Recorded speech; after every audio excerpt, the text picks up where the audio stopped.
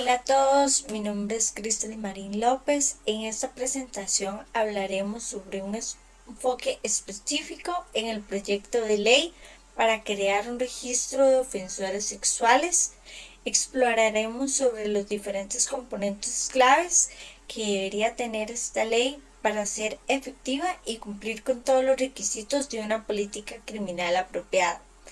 Además, discutiremos las solicitudes del director general del OIJ sobre este tema y analizaremos las medidas que pueden tomarse con respecto a los ofensores sexuales que reinciden, tomando como por ejemplo el caso de Juliana, joven víctima de violación y asesinato en San Carlos.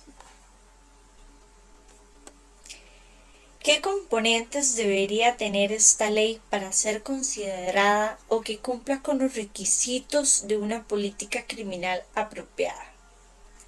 Para evaluar la efectividad de este proyecto de ley para crear un registro de los ofensores sexuales propuestos, es importante que se considere varios componentes para garantizar la protección de la sociedad, así como los derechos de las personas involucradas.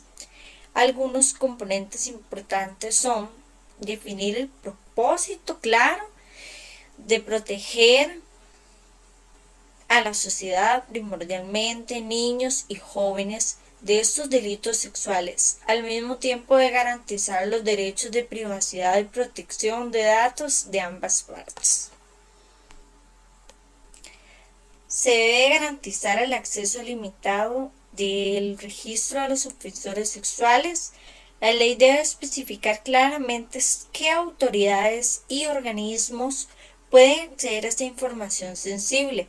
Esto debe restringirse únicamente a identidades directamente involucradas en la prevención y persecución de los delitos sexuales, como policía, fiscalías, jueces, instituciones encargadas a la protección de los menores de edad.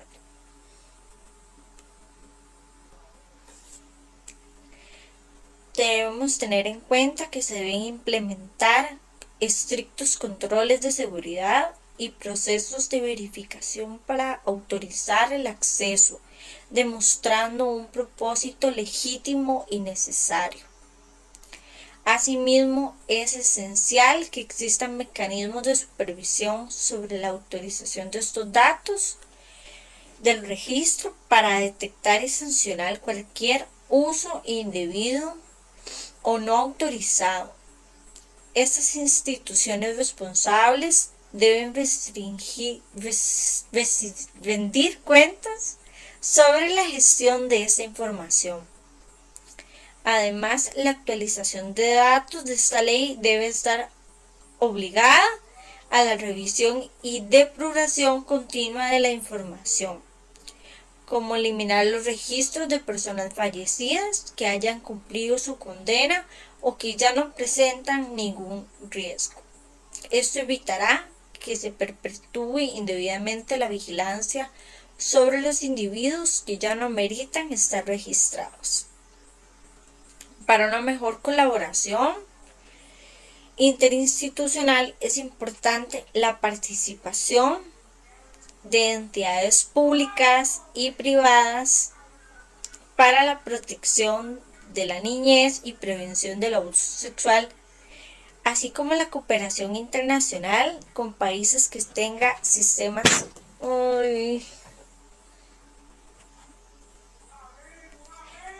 Para una mejor colaboración interinstitucional es importante la participación de entidades públicas y privadas que están involucradas en la protección de la niñez y la prevención del abuso sexual. También buscar la cooperación internacional de los países que tengan un sistema similar ayudaría a tener un mejor conocimiento de estos sistemas. En cuanto a la protección de datos, se debe incorporar los más altos estándares sobre el almacenamiento seguro y limitaciones del uso de información personal, registrados tanto de los ofensores como las víctimas. Violar esas medidas pueden conllevar a sanciones administrativas o penales. Por eso es importante la transparencia con los informes periódicos a la ciudadanía con respecto a estos registros. También deben existir canales para poder denunciar las irregularidades con investigaciones exhaustivas de cualquier uso ilegal o indebido de esa sensible información.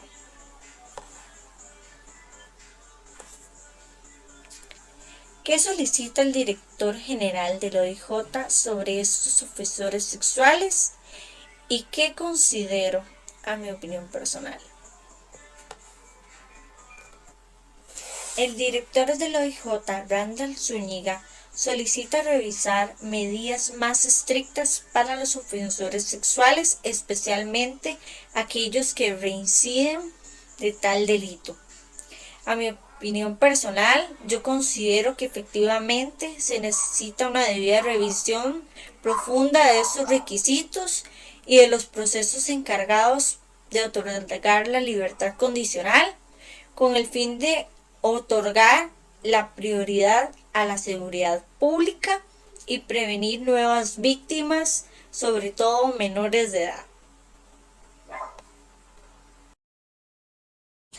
¿Qué componentes debería tener la ley para ser considerada o que se cumpla con los requisitos de una política criminal apropiada?